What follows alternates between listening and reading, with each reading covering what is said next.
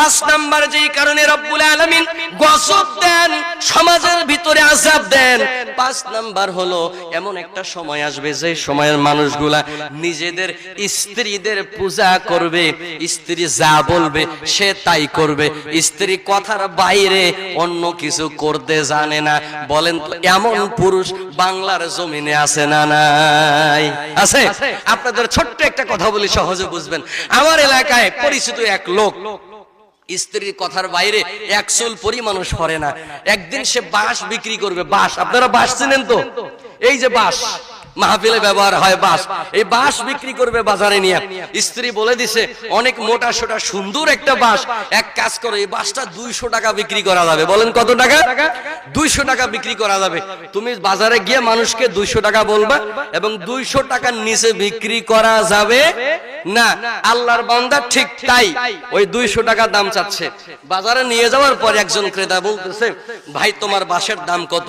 বাঁশটা তো অনেক সুন্দর, আমার কাছে ভালো লেগেছে, পছন্দ হয়েছে, আমি আমার বাড়ির কাজ করব, তো তোমার বাঁশটা আমি 300 টাকা দিব। কত টাকা? 300। আল্লাহর বান্দা কয় না, এত কম দামে আমি বাঁশ বিক্রি করব না।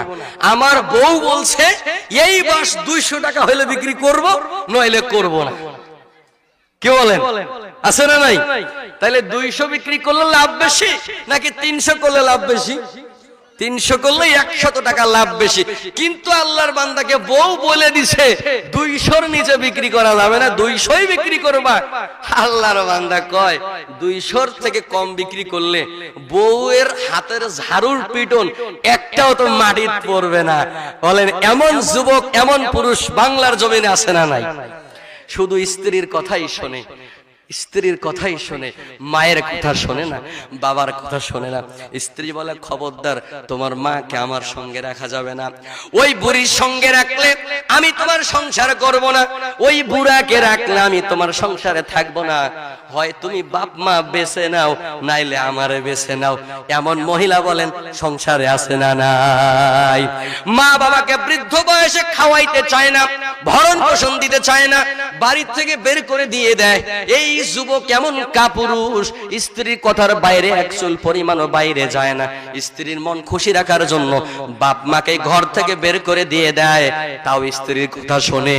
এই এমন সময় যখন আসবে, পুরুষেরা যখন স্ত্রীর পূজা করবে, স্ত্রীর কথার বাইরে যাবে না, রব্বুল আলামিন তখন ওই আসমানের নিচে জমিনের উপরে গজব দিয়ে মানুষদেরকে অশান্তির ভিতরে রেখে দেবে।